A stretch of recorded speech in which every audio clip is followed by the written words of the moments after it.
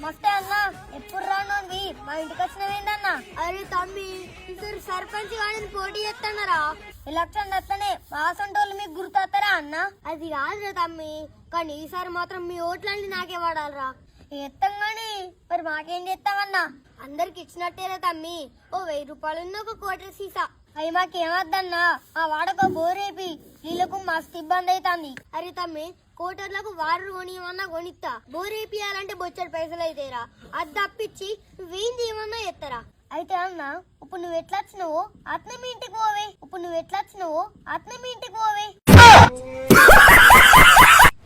దోస్తులు, ఇసుంటోళ్ళకి కాదు ఓట్లేసేది, మీ ఊరికి ఎవరు మంచిగా చేస్తారో వాళ్ళకే రోట్లు. దొంగలున్నారు, పచ్చి లంగలున్నారు, మామ దొంగలు.